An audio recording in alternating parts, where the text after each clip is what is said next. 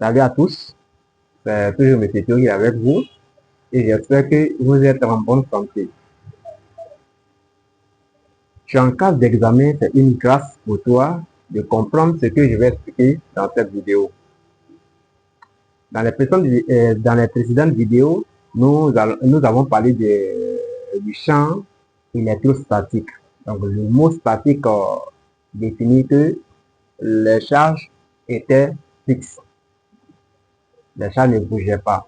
Et on a vu que lorsque une particule est chargée, étant fixe, va créer un champ autour de lui. Et ce champ est appelé champ électrostatique. Dans ce cas précis, nous allons parler de champ magnétique. Et c'est là, vous voyez que ici, on a une vitesse, on a une force, et le champ magnétique est appelé B. Et la vitesse signifie que cette particule est en mouvement. Et une fois que la particule est en mouvement, cette particule va créer un champ autour de lui. Et c'est ce champ qu'on appelle champ magnétique. Voici la définition du champ magnétique. Lorsque une particule chargée est en mouvement, cette particule va créer autour de lui un champ magnétique. Et dans cette vidéo, l'objectif est de représenter le sens du champ B.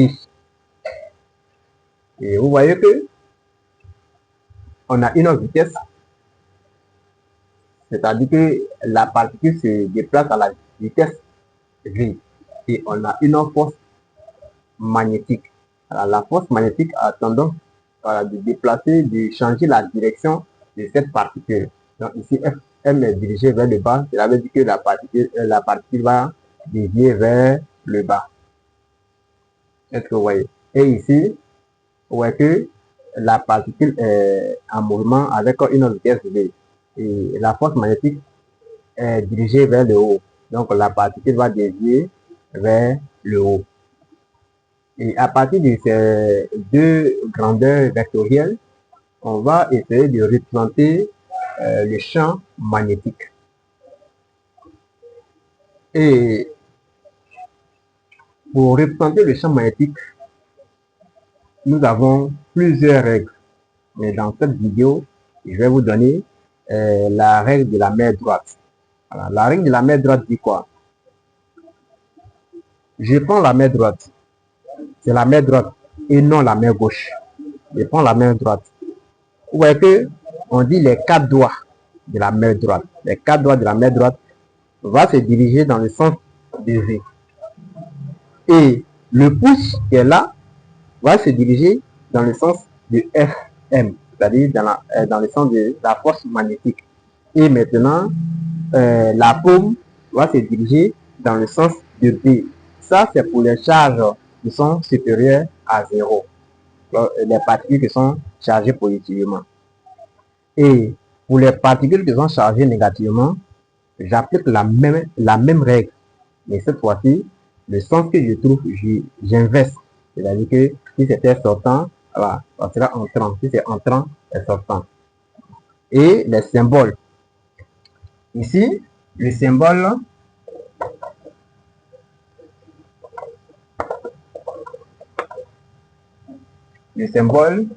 qui est là, lorsqu'on met point, cela veut dire que le champ est sortant.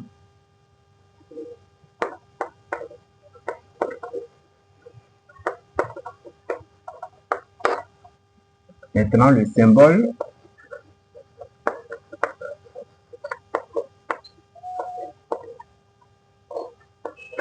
dit que B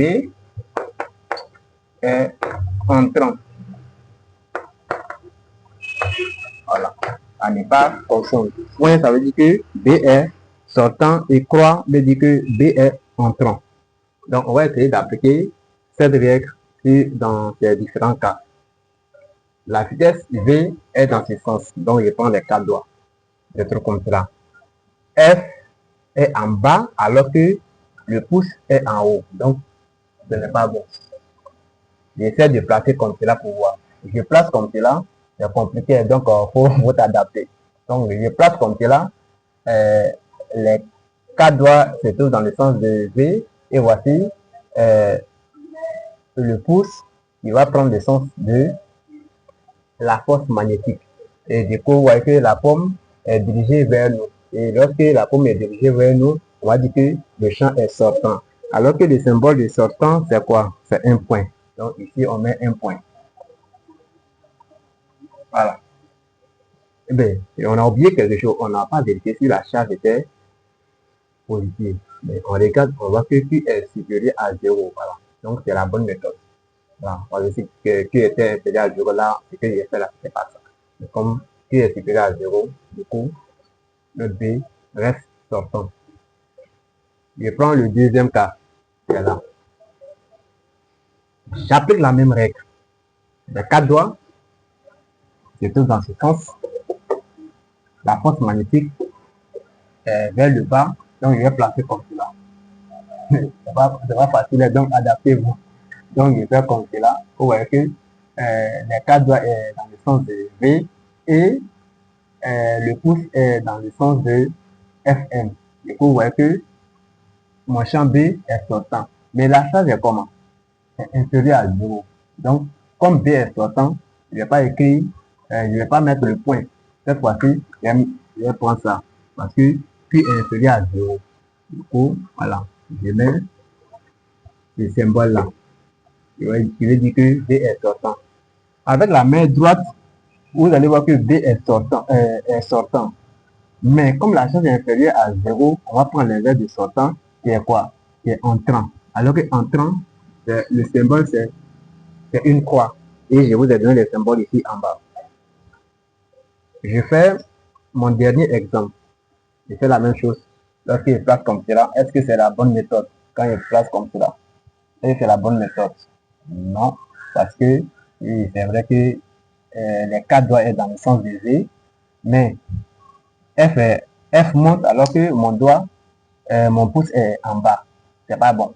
Donc, je place comme cela. Donc, vous voyez que F monte, mon pouce aussi prend ses sens. Mes 4 doigts sont dans le sens de V.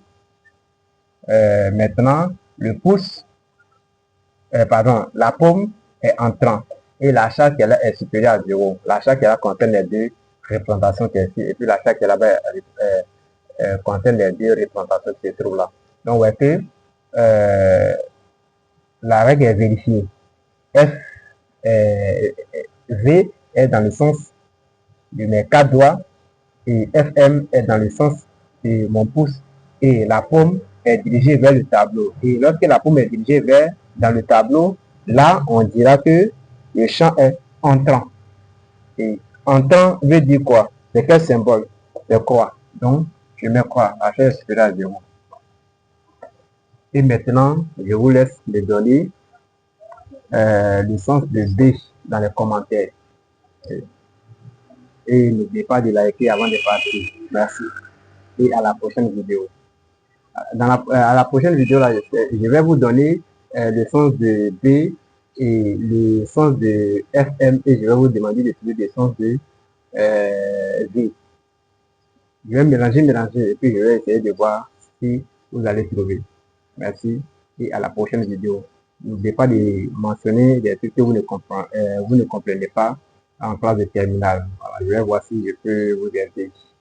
Merci.